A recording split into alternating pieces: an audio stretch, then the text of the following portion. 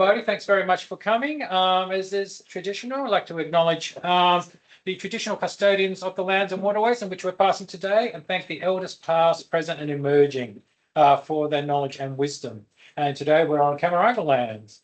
And before I introduce James to do his confirmation of candidature, I'd like to introduce his supervisory panel, Dr. Hairan Jang, Dr. Dan Talbot, all led by the most excellent Professor John Marshall-Reed. And today's COC panel, it's Professor Joseph Sorachi as the expert, Dr. Emma Bradshaw as the expert, again, all led by the most excellent Professor Jesse Gao as the chair. So without any further ado, James, the floor is yours. Thank you. Into it. Alrighty. Do we not go full screen? No, that's as big as it goes. Oh, okay. No worries. I hope that doesn't eat into my time because I was thinking that's going to go full screen. Well, first things first. Hello, everyone. For those of us who don't know each other, my name is James. I'm doing my PhD here under the supervision of Professor John Marshall-Reed and Dr. Hairan Jang, as well as the very new addition of Dr. Dan Talbot, who I'm very excited to have on board because he brings a level of clinical expertise, which is very relevant to today's topic of discussion, which is identity formation. And more specifically, we're going to be discussing my proposed research program, which positions adolescents as active agents in the process of identity formation and examines how this affects their broader developmental trajectory. So, without further ado, for a bit of an overview of the presentation, I'll start by explaining what identity formation actually is, which will focus on the two central processes of exploration and commitment. And then, using the identity literature and some related research outcomes, I'm going to make a case that agentic identity exploration is a really crucial but missing piece in the way that we approach identity formation. After this, I'll walk us through our three-study program that we've developed to test this idea, which will explain how we intend to develop the agentic identity measure, how we intend to validate said measure, but most importantly, how we intend to conduct a longitudinal test to examine whether agentic identity exploration contributes to the development of higher quality identity commitments and whether this in turn contributes to adolescent thriving. So I think the best way to start this conversation is probably with the question of what actually is identity formation. And questions of identity long predate psychology, but contemporary identity research really begins with the work of Erik Erikson in the 1960s. And while it's a really rich and I'm probably biased, but I think really amazing body of literature, it's notoriously disorganized across different theoretical orientations and different identity domains. So probably most important to state from the outset is that we're specifically going to be discussing personal identity, which means that we won't be going into domain-specific forms of identity like cultural or professional identity. And I think it's also very important to say that we'll be discussing this from within the neo-Ericksonian developmental psychology orientation.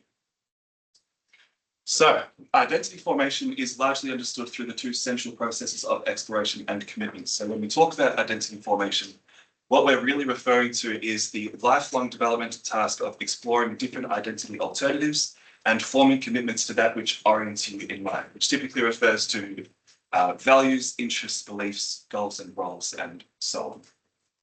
I say lifelong developmental task very intentionally, but there are of course some periods in life where this developmental process is more salient than others, and one of the most important of those is adolescence. And the reason this adolescent period is so crucial for the development of identity is that this is the life period in which young people start to report becoming more concerned with who they are, what they value, and where their lives are headed. And the ways in which they explore and ultimately answer these questions are exactly the process of what identity formation actually is. Another reason this adolescent period is so crucial for identity formation is because the research shows us that the downstream consequences of adaptive or maladaptive identity formation throughout this adolescent period have strong implications across the lifespan. So, over the last 20 years or so, identity formation research has really been dominated by the two dual process models of identity formation. And while they have some differences in how they decompose different types of exploration and commitment, they report broadly similar findings. So across the literature, what we find is that adaptive identity formation tends to be characterized by reflective types of exploration and strong identity commitments. And in adolescence, this is associated with higher self-esteem, better interpersonal relationships, and a more optimistic and confident view of one's future. On the other hand, maladaptive identity formation tends to be characterized by ruminative types of exploration, things like brooding on identity questions, and difficulties in forming or maintaining meaningful identity commitments. And we see that this is associated with lower self-esteem, but also increased symptoms of depression and anxiety, as well as increased vulnerability to psychopathology. More recently, empirical efforts have been turning towards the motives that underlie identity commitments, with commitment quality emerging as a predictor of adolescent well-being above and beyond that of commitment strength. So this is really important for what we're discussing, because this suggests that the formation of strong identity commitments is not quite the hallmark of successful identity formation that we once thought it was. But what also seems to be really important is whether adolescents can arrive at commitments that are autonomously motivated and genuinely reflect who they are and what they value. So this brings up a really important question, which is what is it that happens during the identity exploration process that allows some adolescents to arrive at the more self-confident identity commitments? So as I said in the beginning, there are some points of disagreement between identity theorists within the identity literature, but there are also some ideas that are more or less universally agreed upon. And one of those is that the exploration process is an active and involved process. So with that being said, I've got the 5 items. I'm realizing now they're quite small for all of you, but I've got the 5 items from the exploration in breadth subscale from the dimensions of identity development scale, otherwise known as the DIDS, on the screen. You might not be able to see, but for all 5 items, the verb at the beginning of the item is either think or consider. So I think it's really important that we ask ourselves the question, how far can an adolescent really explore who they are and who they might become by only thinking or considering? Recently, in fact, as far as I can tell, kind of in the last few months, identity scholars have begun to critique these measures and the ways in which they have operationalized and therefore measured exploration, arguing that they've narrowed the construct to such an extent that it really does only reflect what adolescents think about in terms of their identity formation, but fail to capture what they actively do to explore their identity. So this is the slide. I'm sure we all see it coming from a mile away. It's inevitable, but I think it's really important because self-determination theory offers a really good framework for explaining why this active component of identity exploration might be so important.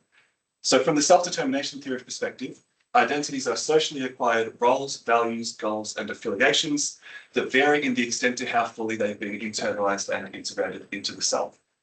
And as you are all probably much more well aware than myself, self-determination theory is built upon the organismic assumption that human beings are naturally oriented towards psychological growth, but that this growth tendency depends on ongoing interactions with the social environment that can either support or thwart development, particularly through the basic psychological needs.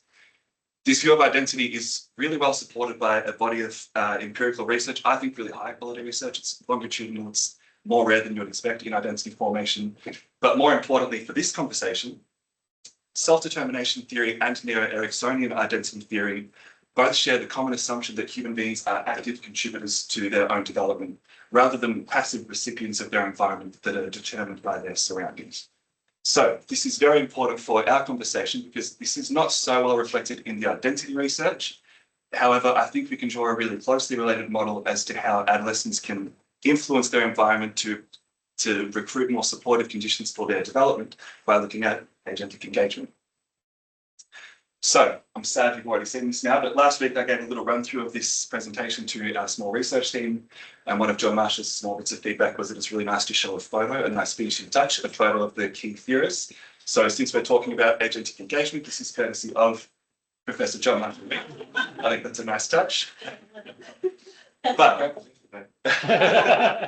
But more to the point, in educational contexts, agentic engagement refers to students' proactive efforts to influence their learning environments in such a way that enhances their social and educational experience.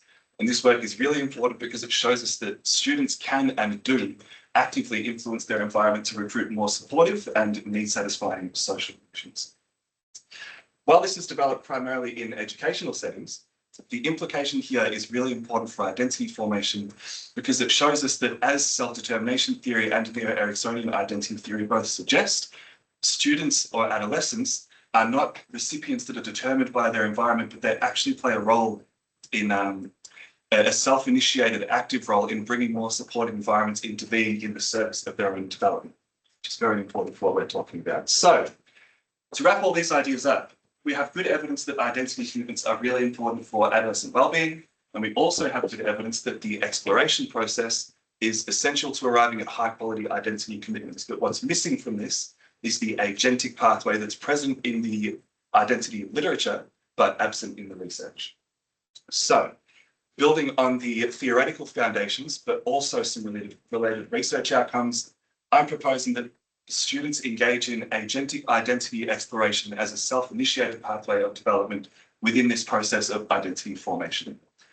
We've defined agentic identity exploration as adolescents' proactive efforts to seek, create, and shape opportunities for identity-relevant lived experience. And I believe that adolescents generate these experiences so that they can encounter possible roles, interests, values, and goals that are otherwise unlikely to be encountered through cognitive reflection alone. And I also believe that engaging in this process and encountering these in their lived experience will allow them to arrive at more self-congruent identity commitments. So the research question that sits at the centre of our research program is, does agentic identity exploration contribute to the development of higher quality identity commitments, and do these commitments subsequently predict adolescent thriving? So we've developed a 3-study program to test this idea.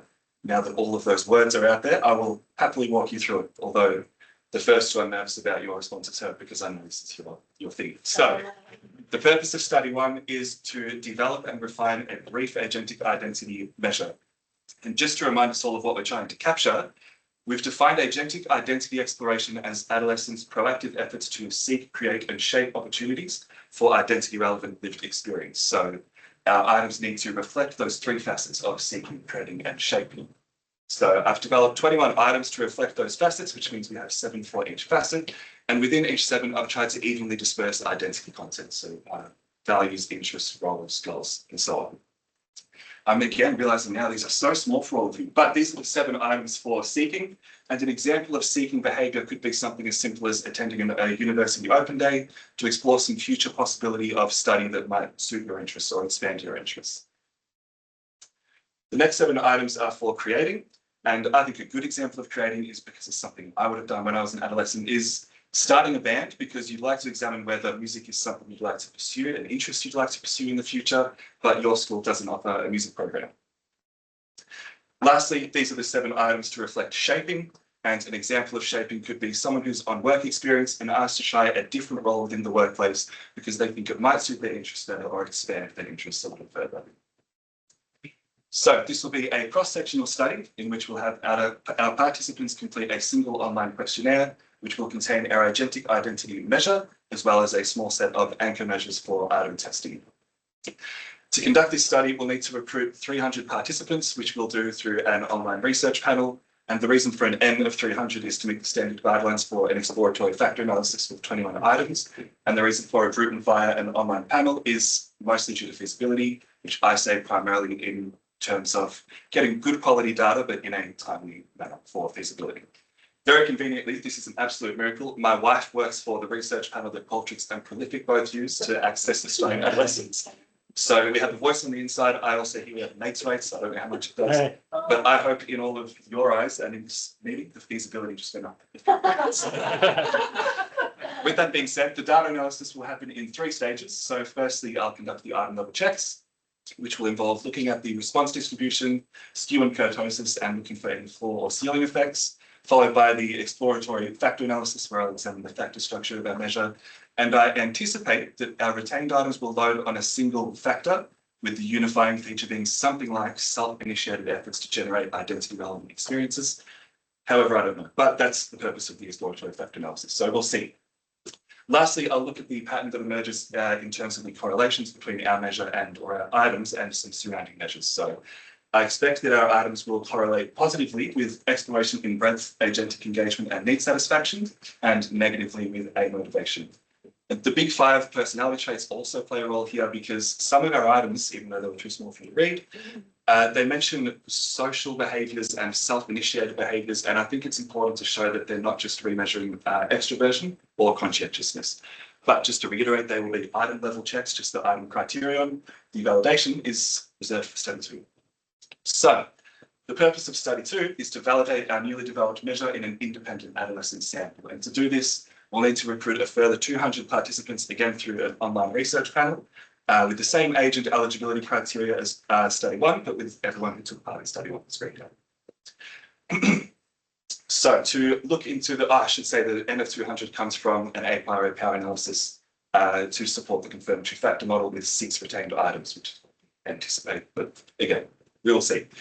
To test for factorial validity, I'll conduct the confirmatory factor analysis to assess the model fit and look at the factor loadings.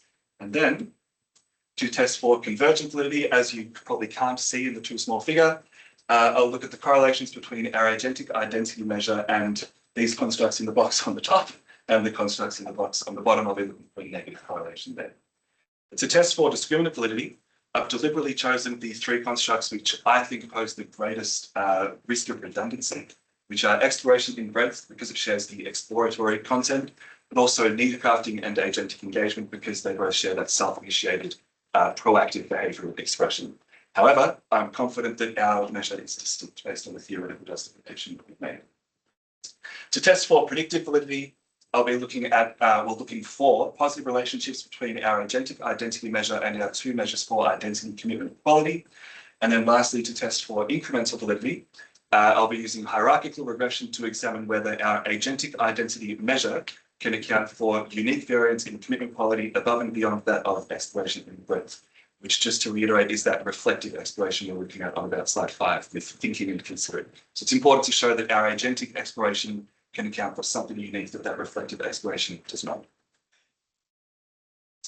So if all of that goes well, which hopefully it does, that puts us in a really good spot for study 3 because we have a validated measure, yes, but also one that's already demonstrated preliminary positive links with increased identity, commitment, quality. And the purpose of study 3, which is what makes that so important, is to longitudinally test whether agentic identity exploration contributes to the development of higher quality identity commitments over time, and whether this in turn contributes to increases in adolescent thriving. This is really the whole purpose of the research program and the main star of the show. So, to answer this question, we'll be conducting a 3-wave longitudinal study with our 3 time points of data collection spread out across 6 months. And this may sound a little bit short for identity formation, but it is consistent with prior longitudinal research on identity formation, particularly when we're looking at more proximal outcomes as opposed to, I guess, tracking the whole developmental arc of identity formation.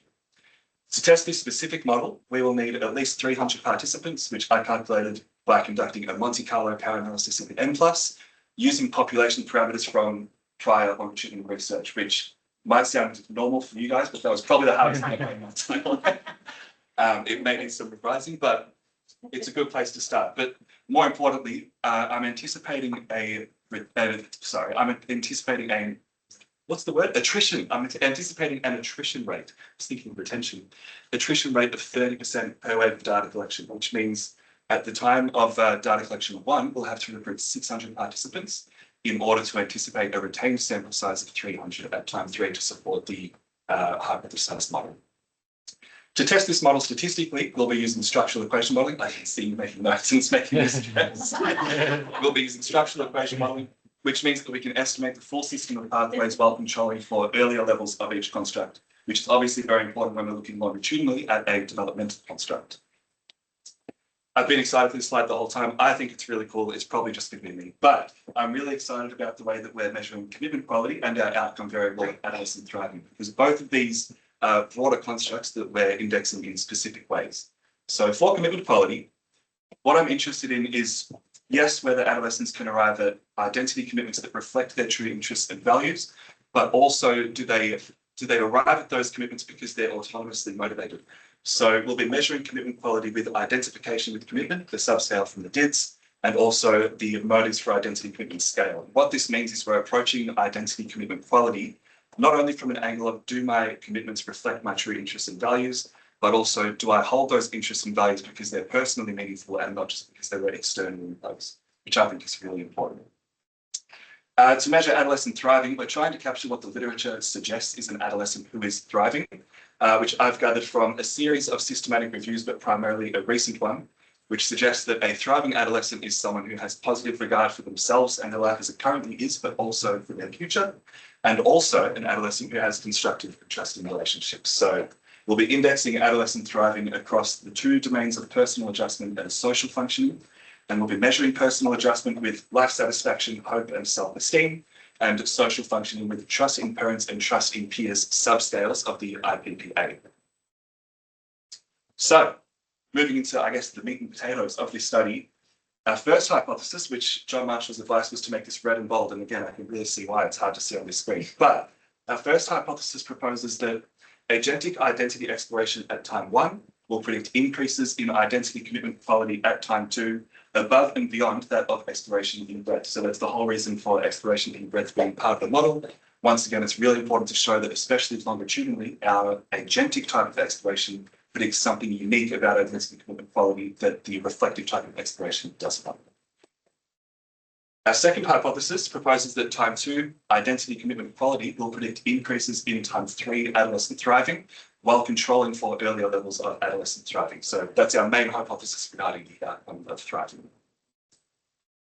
Our last hypothesis, I think this one's a bit interesting, but really cool. So we're proposing that time 2 agentic identity exploration will predict increases in adolescent thriving at time 3, above and beyond that of commitment quality at time 2. And the justification for this comes from the agentic engagement literature, which shows us that when students influence their environment in a positive way, they also benefit from the more need-satisfying and supportive social responses from the people around them. So it's very plausible to expect that agentic identity exploration will predict increases in thriving, yes, via identity commitment quality, but also in and of itself. So to wrap this whole thing up, we're currently 6 months in. I kind of wish this was a laser now. We're currently 6 months into a 3-year study program, and we've been really cautious to keep feasibility at the front of mind when we were designing this whole program. So thanks to the fast data turnaround times of online panels and my life, we anticipate that we'll have our validated measure prepared by mid-2027, which means that we have almost 2 full years to complete the longitudinal study and prepare the manuscript. And I'm very much aware that it's probably not going to go that smoothly because that's in an ideal world and things happen. But I do feel a good degree of confidence in the program that we've developed. And I also feel that regardless of what comes up along the way, I'm very appreciative to have a world-class supervisory team. And I feel very confident that we can tackle anything as it comes up. In saying that, to close, I'm obviously biased, but I think this is a really exciting, but also really necessary direction of research. So anything that anyone here can suggest to make it better or more robust will be fantastic. I know question time is coming. That stresses me out every day, but I will do my best to answer your questions. And if I don't have an answer, I'll make sure they're answered before everything progresses. But that is all from me, and thank you all very much. Yeah, Jeff, rather than Colin. Oh, Jesse, all yours. Congratulations. It's really good presentation, and I think the proposed study is it's very strong and original, coherence, so I got a couple questions for you to clarify. So, but the first one will be the top one. Is the dimensionality of your construct line? The dimensionality? Yeah, That's very yeah. I think I have the same question as well. Yes.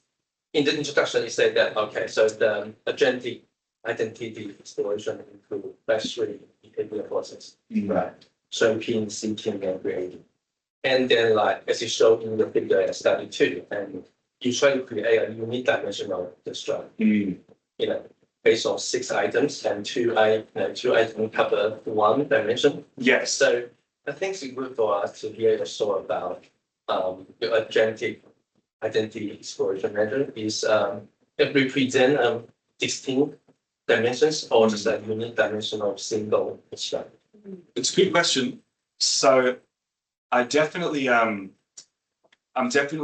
to conducting the factor analysis and seeing that there are 3 dimensions there. I thought it would be nice if it's simpler and so you can dimensional measure, of course. But my thought process there is, number one, I don't specifically know that we will want to have 2 of each type of, I guess, a facet of behavior that we said. It depends on how the statistical analysis goes. The reason we chose those 3 verbs were kind of just to try and cover the theoretical breadth of agentic behavior. So my thought process was the verbs were said by John Marshall and they sounded great, but then I really tried to figure out if you're looking for something in your environment, you will seek for it. If what you need from your environment isn't there, perhaps you can create it. Or if there's something there that's close but not quite the right fit, you can personalize or negotiate with the experience. So that was the reason for having those three verbs. And I'm just trying to cover the breadth of what those behaviors could involve. So short answer to your question, I'm not sure what we'll see in terms of the factor structure. I've just conceptualized this exploratory type of behavior in my mind as a unidimensional effort to generate experiences that are relevant to my identity development, my identity formation. So until we have some data, that's probably the best answer I can give, unless you have something from your expertise that you'd like to offer as well. Yeah, good to know. I think the second question is more related to your more general answer about that 21 items you created. It's like I thought you moved a little bit fast. Yes, I'm And sorry. discussion and written documents were about like the content validity of that 21 item. So to tell us a little bit how this item are generated or if they're related before. I think that's another good question. One that I've been a little bit nervous about, to be honest. I've tried, so we've gone through a few iterations of the items. I've tried to, number one, I don't know what the right term would be because it's not adapted, but I've tried to use the existing measures to kind of determine what our items will cover in terms of the content and mostly integrate our own verbs. So that's probably the best I can give. And I'd also really like to reach out to a couple of people to try and get some sort of expert feedback on the items that we're developing.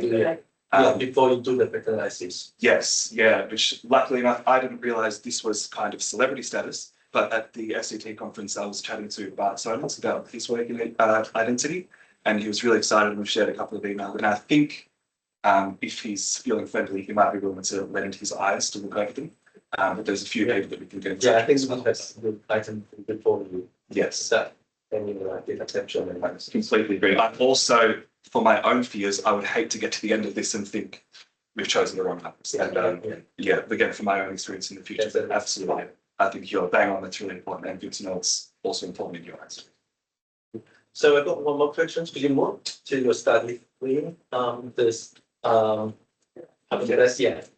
it says model. Okay. The model, yeah. Yeah, the model. This model. I think Herbert will ask this question. So so you got the agentic identity to predict like the identity commitment, loyalty, and the thriving. It seems to me there should be a reciprocal effect model here in this case. You want to ask this, right? Yes. So the thriving or particular the identity commitment that predict your agentic identity. Yes, also a really good question. I agree that it will be reciprocal. I think first we have to show the relationship exists. The only thing I'm thinking, I obviously don't know. This is conversational silence, and not a. This is the way it is. But there's a body of research that was fronted by a researcher named Colin Lewis, who you're probably familiar with his name. He's been at the identity research. And there's one study they did, it was a cross-site panel model, not random intercept, that they were looking at the reciprocal relationships between need satisfaction and identity formation. And need satisfaction to identity formation was a stronger effect size than identity formation to need satisfaction, which I am not good enough statistician to determine what that means in detail. But from the conversations I've overheard, I assume that means the relationship is stronger one way than another, even though they are both reciprocal. But it's a good question. It's another one of the conversations I was having. But we're trying to sort of work out, just based on our intuition, whether need satisfaction would predict someone going through the process of identity formation in a positive way, or whether going through the identity formation process in a positive way would then lead to a person who's going to go and search an environment for need satisfaction. So it's a hard one to know. Yeah. All the outcome proposed here are adaptive, right? Yes. Yes. Probably could include some negative. Okay. Outcome. Good point. When you say negative outcome, would you include that in time 3? Is that what you're referring to? Yeah. Okay. Or even include like the count 3. Okay. Yeah. Good point. I'll definitely. This is where I'll be rewatching the recording to take the. Thank you. Thanks, Jesse. Thank you. Okay, thank you. So I'll echo congrats. I think the written document is great. The presentation today was not just a repetition of the written document either. You really added to and enhanced what was in that document, so well done. Thank you. I know you were telling me earlier that you didn't always plan on becoming a scholar, and I think what you've managed to do or convey efficacy in the last 6 months, you're in the right place as far as I'm concerned. Thank you. That you have no idea how happy that makes me. I'm waiting for the next. You could end it there if you'd like. Well, I will say I don't have any questions about feasibility or novelty or utility. I think you've done a great job with the planned studies and the identified gap. My question is, and the written document and your presentation today touches on this a bit by talking about adaptive and maladaptive forms of identity formation and autonomous and controlled motives for seeking identity. But I want, like, so we're talking about agentic engagement with your identity formation as pretty universally positive thing.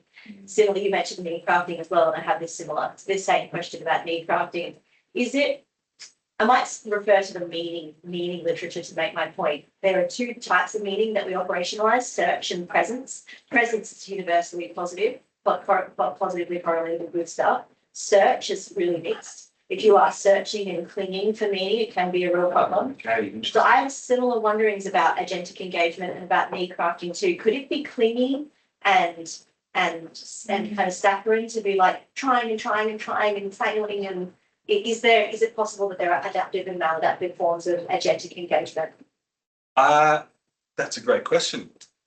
I'm tempted to answer with I would assume it is possible. The reasoning for my answer, again, I'm answering this just from a conversation level, but the reasoning for my answer is that that's how that ruminative type of exploration came into being. Yes. Exploration was showing mixed results in the literature, and they found that some adolescents, even though it was reflective, they were ruminating and brooding. They were always thinking about what they value, who they want to be, where their lives are heading, not in an adaptive way of discovery, but in an anxious style.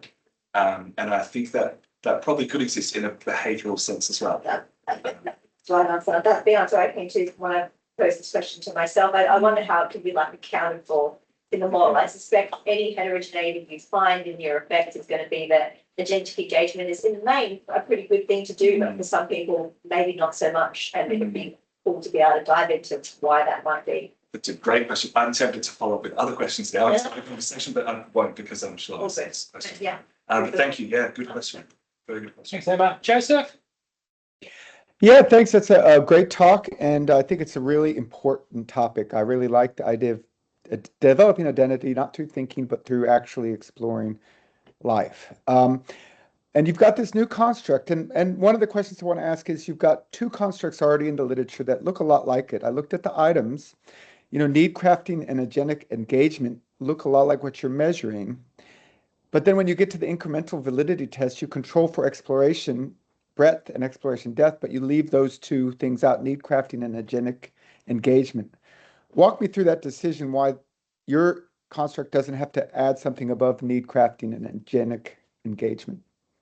That's a really, I feel funny that I'm looking you in the face, but it's in your eyes, I'm looking you in the face. That's a really good question. I actually hadn't thought about putting it in the hierarchical regression model. I only thought about using it as the point for the second point of looking at divergent or discriminant validity. Which, yeah, I hadn't thought about making sure it accounts for unique variance above agentic engagement and need crafting. It's a great point, actually. I would be hopefully not too bold to say, I think it's a great point and I'd love to do it, because I still think the items that we've come up with, at least in their current form, would account for something unique. Again, I don't want to go in too bold with that, but I think it's a good point to show the strength of the measure and obviously show as if they exist. So yeah, great point. I mean, it is a little risky then, if you're going to do a huge study with it without knowing that ahead of time. It's a little bit risky. I worry because I look at the content of the items and they do look a little similar. I just wondered if you'd be open to an idea. It feels like you're trying to get like they're engaging in behavior in daily life. Would you be open to doing a daily diary study, maybe as part of study 3 as a burst within the longitudinal study or something like that? Because then you could kind of, get a 2-week, say, diary burst of their actual behavior. And I think Laporte did a study like this as well with daily need crafting. So you could kind of look within person, because you got people from 13 to 18, and it would be good to get a more detailed picture of what these kids are actually doing. Because a 13-year-old is obviously influenced by their parents a lot more than an 18-year-old, that kind of thing. Absolutely. I think that's a fantastic idea.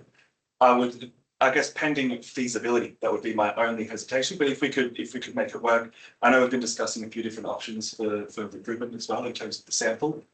So what I've got here is kind of our fail-safe option, but we've got a few of John Marshall's colleagues and connections that we can engage to. So if the opportunity for that is available, I think it would be a great choice. Absolutely.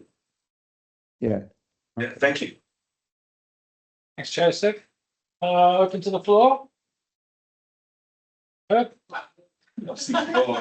Time's running out.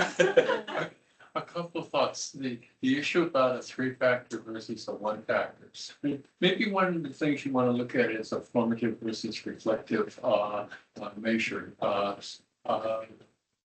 You're focusing on a reflective measure. A formative measure doesn't necessarily, it can take different components and say it's a composite of that. That may be what you're looking at. Alternatively, you might be able to have your cake and eat it too and just treat it as a higher order factor. And have first order factors, define a higher order factor, and then use that higher order factor. And that really gives you the ability to look and see whether there's anything unique in any of the first order factors that you're looking at. I also thought, is there any possibility of combining study 1 and study 2? It would depend, I guess, on having the independent validation sample. So I guess from what we've spoken about, I may be wrong. This is exiting my area of, I don't know, it's expertise, but experience. From what I've spoken about with John Marshall, if these were to be published, they will be published together as one paper, but the studies should be separate samples to validate an independent sample. Can I please also, we can come back to that straight away. I just wanted to ask if you'll be open to, in our own time, we have a good conversation with you about your first point, which is that would be question. Just to get your thank you. One other point, your validation is focusing on conversion to validity. And another aspect of construct validity is divergent validity. And that, particularly when you're working with self-report kind of measures, being able to show that there's got discriminant validity as well is useful. That might be only including some other measures that they shouldn't be related to show that they are. But that, yeah. We do have a couple in there that might be able to be strengthened. It also might have been because that figure, John Marshall kept stressing to me, we need to make sure the figures are really big on the screen, pretend someone's 100 meters away. And I thought they were massive, but in this room, they were not massive, and I understand it's not bigger. But it's another one, if you're open to it, I'll run by you and make sure that you realize that they're doing that. That would be obviously important. How expensive is your longitudinal study going to be? So I didn't really get that question. So as far as I know, in terms of the mates rates that I can get through my wife, if we were to engage the online panel, I kind of see that as the fallback option. If we can't do another, I guess, English-speaking population that John Marshall has connections to, which we have a few options, which would be great to not have to get the budget approved. But from what I know, it is about $4 per participant with a $200 setup fee. So in terms of engaging 600 across 3 time points, it gets to around about, or just shy of 5,000 if you have 600 in every single way. Which again, hopefully the conversation we're having soon is don't like that, but it's there. Yeah. Okay. Any other questions here and online? No. All right. Well done, James. Thanks very much. Another round of applause for James. That concludes the COC. I'll just ask Joseph and Dan to stay online for deliberation. Thanks, everybody. Thank you all very much. Thank you, Ricky, as always. Do I leave this with you? Yeah, leave those things. There is a laser pointer. Oh, is there really? I guess it'd probably be too hard to see. Next time, mid